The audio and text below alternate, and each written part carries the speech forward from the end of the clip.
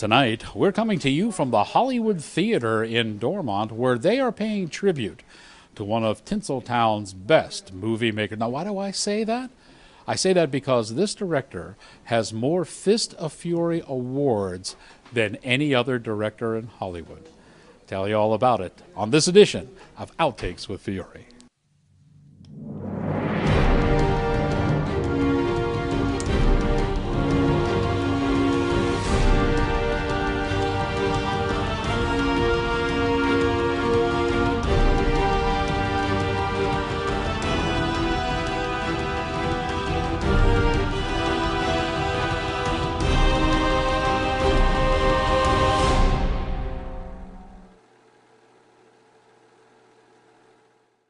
Good evening, ladies and gentlemen. We are here at the Hollywood Theater in Dormont. You know, this is really a grand old theater. It's probably one of the last few theaters that just have one screen, and it's a massive screen with a lot of nice, comfortable seating in it, the way theaters used to be back in the good old day. And today, they're paying tribute to John Carpenter. Now, John Carpenter has a rather storied career. In fact, a lot of his movies, when they were first released, were not maybe the commercial successes that everybody was hoping they would be.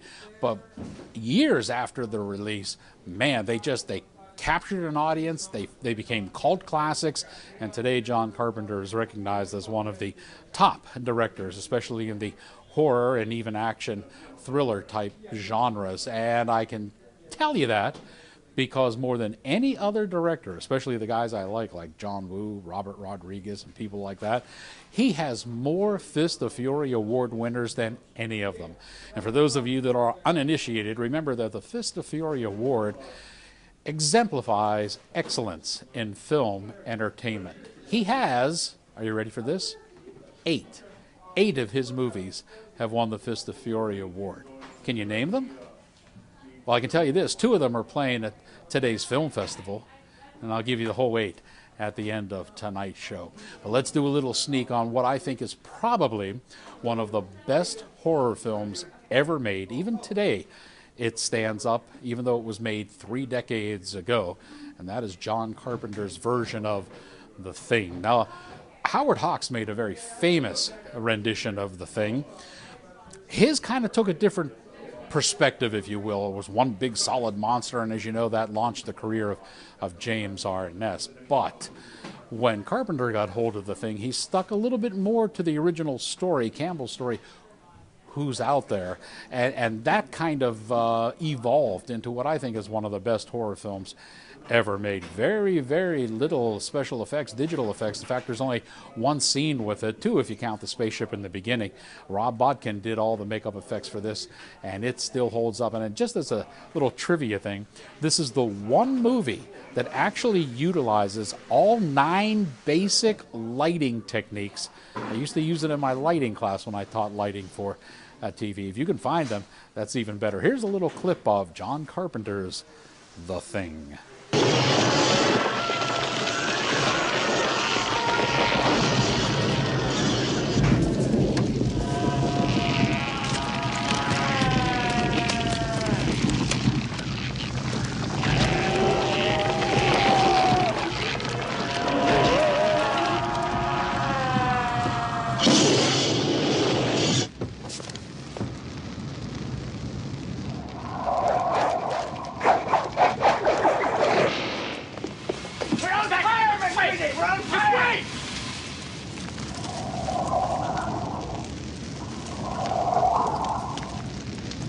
I wanted to make The Thing also never look the same twice, you know, because if we see it again and again and again and again in the movie, you get kind of bored with it, you know, and it just becomes a very familiar, you know, object. So I wanted to keep it an ever-changing creature. I knew that. And also, John gave me the boundaries that it is imitating, you know, it only imitates its host at the moment that it's, you know, with it. So in other words, if it takes over you, you know, it looks like you, but then when it freaks out, you know, who knows what it looks like, so it could do anything. The reason I think I am so successful at such a young age is I was taught by, you know, one of the best special effects guys in the business. His name's Rick Baker. He won the Academy Award this year for American Werewolf.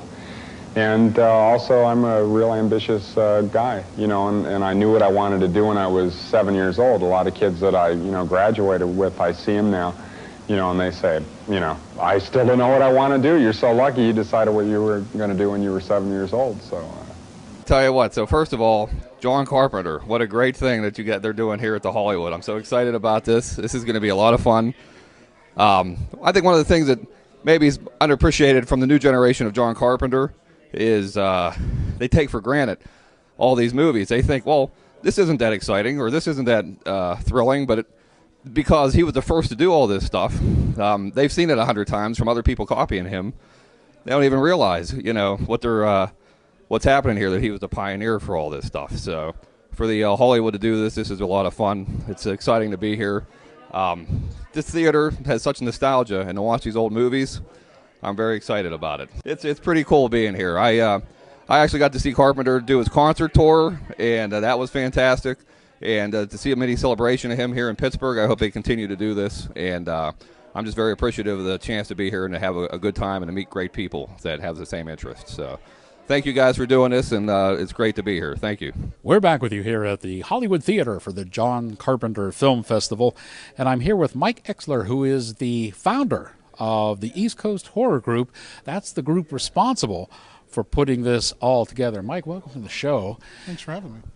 Why the Hollywood Theater and why John Carpenter?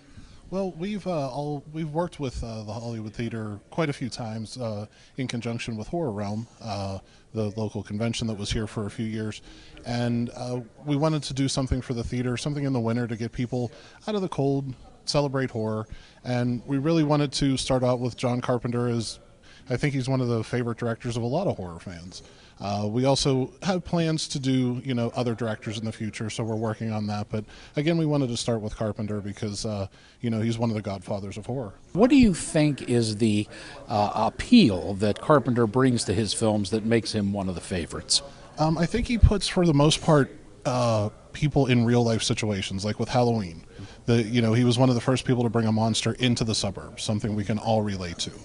He's very relatable to that fact of not necessarily monsters. I mean, with a thing, there is the monster aspect, but it's also the aspect of who do you trust? You know, who can you trust in life and all that kind of stuff. So he's very relatable, and he brings things into reality that scare all of us. So I think he was a good start.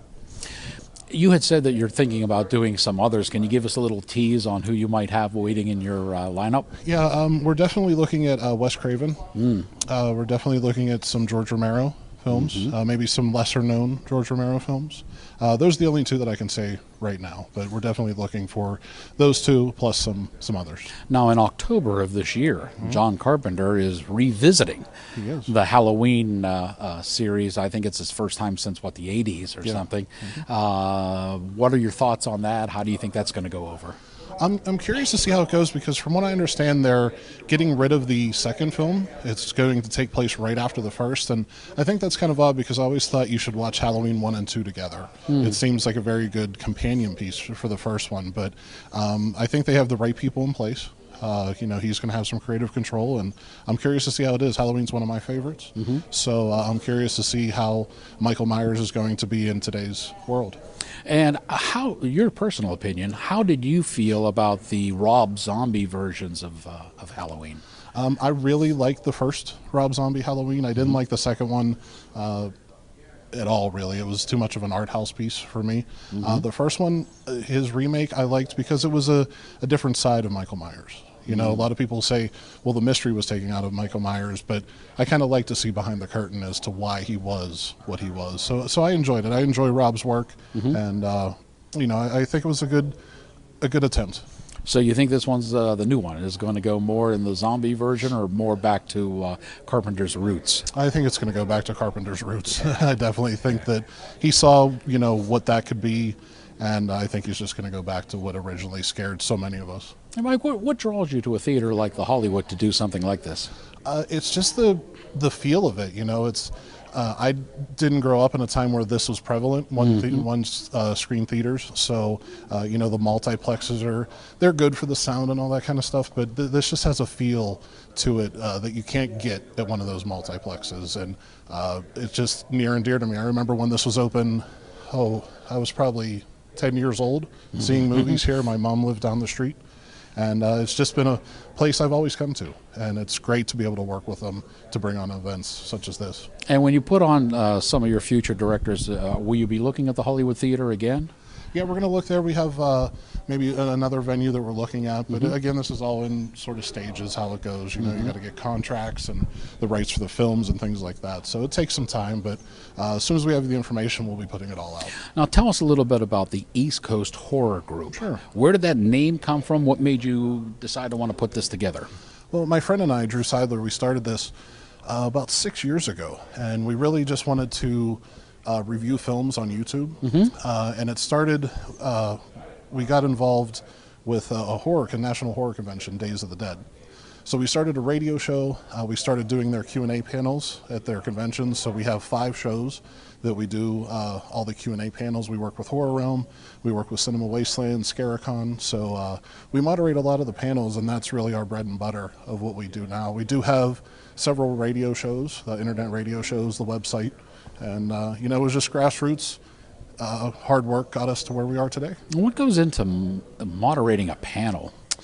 A lot of work. It's we get the schedule for a show about 2 months out, and it takes we do about 10 panels a show, and it could be someone just like Tony Todd or Ray Wise to a reunion like the It Children, Stranger Things we've done. It's a lot of research. We do a lot of editing for videos to do. We call them hype videos, show some scenes. Then we do an opening. So it takes a good 2 or 3 weeks per panel. Wow. Yeah. So, and I work on multiple panels at once. But yeah, a lot of research, a lot of time. And but it's fun. It's great in the end. People always enjoy it, and it's been an honor. And you do your own editing? Yes. Oh, very good. Yeah. Now, how many members are in the East Coast Horror Group? We have 4 that are 4 primary members. Myself, Drew, Tim, and Adam. Adam is our written portion of our website. Tim is our webmaster and producer, and Drew and myself are on-air talent. Now, if anyone is interested in becoming involved with East Coast Horror, or at least want to follow you, what's the best way for them to do that? We have a Facebook page that you can go to, East Coast Horror Group. You can go to, if you want to write for us, if you want to do any sort of content, eastcoasthg@gmail.com. That comes right to me, and you can submit your portfolio. We're looking for artists, writers, looking to get into like video game reviews, things like that. So there's a lot of opportunities to come aboard and add content to the site. Great. Well, I don't want to take up too much of your time because I know you're getting ready to watch these movies too. We'll be back with more from the Hollywood Theater and the John Carpenter Film Festival right after this. It is the future. Mankind has conquered the stars. He moves out to the endless interstellar reaches of the universe. An advanced exploration corps. A new breed of pioneer must seek out unstable planets and destroy them. Drive sequence begun. Hit it, Pinback.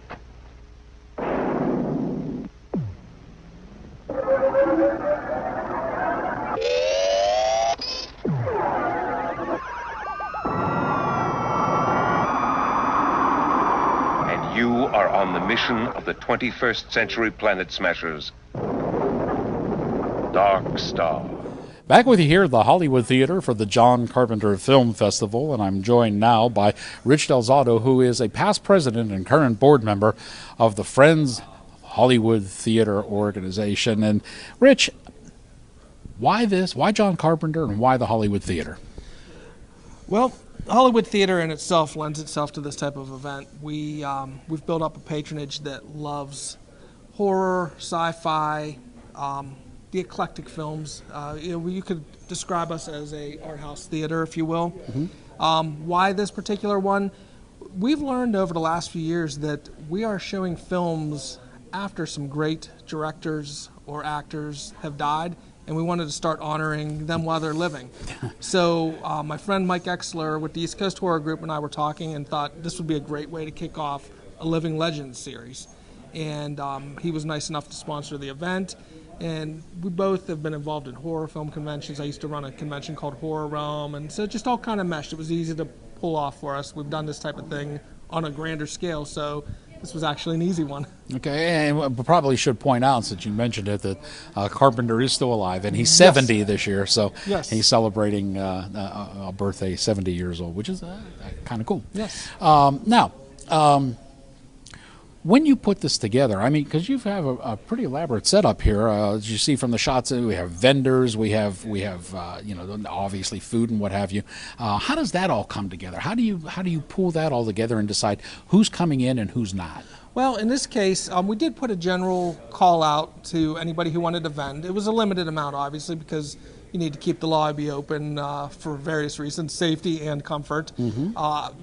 Going back to my convention again that I used to have, the first people to respond were some people who were with us throughout the 10 years of Horror Realm, and they filled up the spots and made the life a lot easier because, as you can see, they're pretty self-sufficient. They come in, set up, they're good to go. They don't need much help figuring out what's going on. So we did limit it. We didn't want to have like 7 guys all selling the same thing. So we did put a limit so that we had variety. That was really the only thing we had to watch for.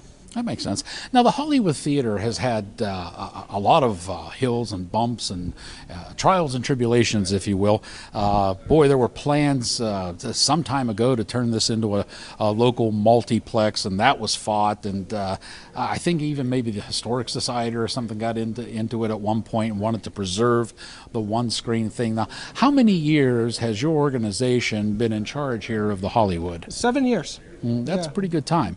Out of that 7 years, Rich, what would you think, or what would you say are your greatest accomplishments here for the Hollywood Theater? I think our greatest accomplishment really is serving a fan base, the opportunity to see films they're not going to see elsewhere. You know, we're not showing what the multiplexes are showing. We are not just specifically showing one type of genre where, you know, only maybe the high arts crowd is satisfied. We have people from all around Western Pennsylvania and even other states come for different events and films because of the variety we have. And I think that's probably the thing I'm proudest of is there's usually in a month typically something for everybody. And, you know, they're willing to drive through the tunnels and over the bridges, which we know in Western Pennsylvania, that's quite an accomplishment to get them to do that. Right. If you can cross a river, you've done something. Yes. That's true. Are you looking at any other theaters with which to work with for your events in the future? There's been talks. We don't have anything concrete right now, but, you know, the reason we got involved with the Friends of the Hollywood, well, why Friends of the Hollywood Theater was formed, most of us were from this area, grew up coming to this theater, and we didn't like seeing it shut down. So that's what got us in motion to open it. But now that we've learned about other theaters that are in jeopardy or already closed, and we do have a pretty good track record of our accomplishments and understanding of what we did right, what we did wrong. Sure. We're thinking that maybe we might be able to look for other local places that we could do the same thing. But right now it's just talk. We'll see if we have the time and energy. You know, we all do this as volunteers. None of us, we do have employees, but those of us on the board, nobody's paid, or we have our daytime jobs. Yeah, it seems like it would be rather daunting to try to take a theater that, especially like you said, one that maybe is closed already, and try to revitalize it. I would think that you can't just go in there with a formula, right? Because you have to know what the community is all about, right? You do. I mean, you definitely would need to figure out the community, and you know, if there was one that was already closed, it would be probably a little different than what we did before, because this had seats. There was sort of a projector in there. We had to do the sound. I mean, but it was almost there. It was almost ready to go when we walked in here, whereas another place might be barren, and so. But I think, you know, we're ready for that type of that hard work, figuring it out if necessary, because again, we understand the base. We understand how to program, treat the customers so that they want to come back, things of that nature. So if we have to learn something new, like putting in seats, then we'll do it. I gotcha. If we do it too. I mean, it's Now, fun to talk about. You said 7 years ago this group was primarily made up of people who had grown in the area, were familiar with the theater, and wanted to preserve it. In the 7 years that has since passed, would you say that the people of Dormont still have that same feeling about the Hollywood, or have things changed? I think the people of Dormont have fallen in love with this theater all over again. Many of them got used to it being shuttered and then reopening and closing again, Right. and it was just kind of like they almost gave up on it. And then it was, many times this place failed as a second-run theater, and the community was not really excited about that formula continuing to be repeated over and over again. Once they saw what we were doing and that there was variety and fun events and things of that nature, I feel like they've really embraced us. And, we've seen last year was our greatest year of ticket sales, revenue. I mean, ultimately in any business, nonprofit or profit, the bottom line is, did it grow financially? That's Right. usually a sign of accomplishment, and it did. So. Now, there's no denying that the Hollywood Theater definitely has a reputation in the theater business, and it's one that's unique and certainly not shared by all the multiplexes that invade suburbia. It is a unique watching experience. In fact, that's what Rich and I are going to do right now. Go back to John Carpenter's movies at the John Carpenter Film Festival here at the Hollywood Theater.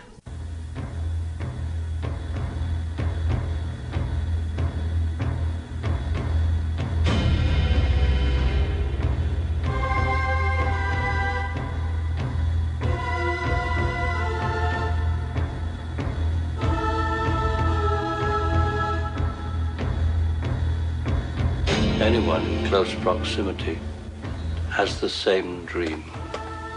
What is it? A secret that can no longer be kept. It started a month ago. What started? A change in the earth and the sky. His power. There's a weird locking mechanism. Looks like it can only be opened from the inside. A life form is growing out of prebiotic fluid. It's not winding down into disorder. It's self-organizing. It's becoming something. What?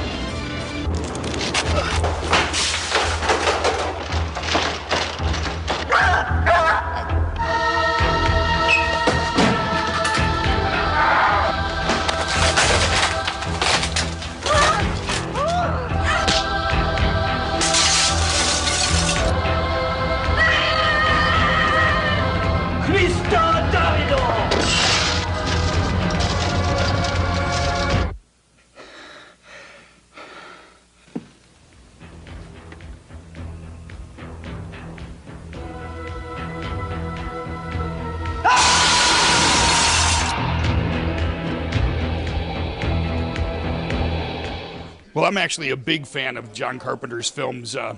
He's been a big influence on the horror industry, and he brings a comedic level to some of his films. They Live and Big Trouble in Little China. I just think each of his films has their own quality to it. They're top-notch. And the fact that he does his own soundtracks. I work with a band, and we do soundtracks, and so I appreciate him and the work that he does on the soundtracks as well, I think is really good. The reason I'm here is we're a big fan of the Hollywood Theater. I'm from Cleveland, and I vend all over the eastern United States, and I've gotten to know the people that run the Hollywood Theater, good friends of theirs, and so I wanted to come in for this event because they do a great job. We've been here for other film events that they've had, and we just enjoy it.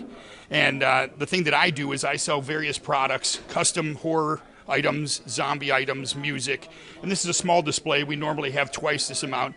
But for this festival, we brought some things in that were more horror-related, a little less zombie-related. We're looking to have a good time today.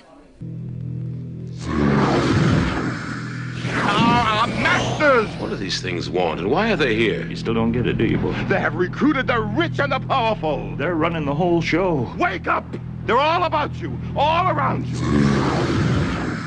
Blinded us to the truth. Take a look. They are safe. As long as they are not discovered. I don't know what they are or where they came from, but we gotta stop them. Stay away from me. Put these on. They have us. Look at them. They're everywhere. Our owners. We have no other choice. I don't like this one bit. Leave it alone, man. It ain't none of my business. Ain't none of yours. We have been lulled into a trance. Listen to what I'm saying to you. We're in trouble. The whole world's in trouble. Control us! They're sending some kind of signals out of TV sets. I've got one that can see. Mama don't like tattletale. Now we start spilling some blood. Let's go! Push a button. I came here to chew bubblegum and kick ass. And I'm all out of bubblegum. classic line delivered by Rowdy Roddy Piper. Now, we're all used, especially now with John Cena, The Rock, and Dave Bautista, we're all used to ex-professional wrestlers going into movies and making stars of themselves. Roddy Piper did it way back in the day, and I got to tell you, John Carpenter's They Live is probably his pièce de résistance. He made other films beside that, but they never quite reached this one with They Live. A lot of people have put political things into this movie and inserted all kind of political agendas. Bottom line is, it's just an alien invasion story, and it's really, really good. Piper's crowning achievement. The movie is They Live. I have come here to chew bubblegum and kick. And I'm all out of bubblegum.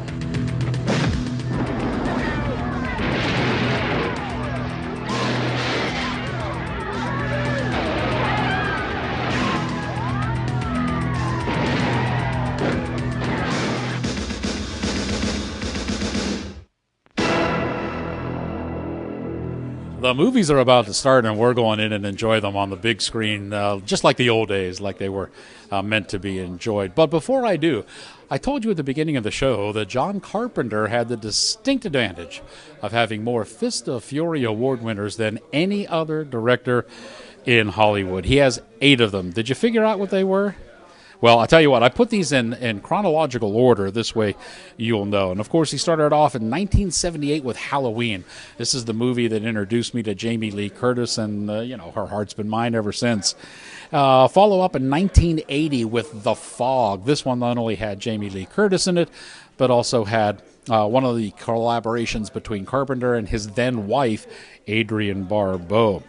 Next year in 1981, this is the movie that kind of sparked Kurt Russell. It was Escape from New York. This movie was great. What a great way, action film and a little bit of sci-fi thrown in.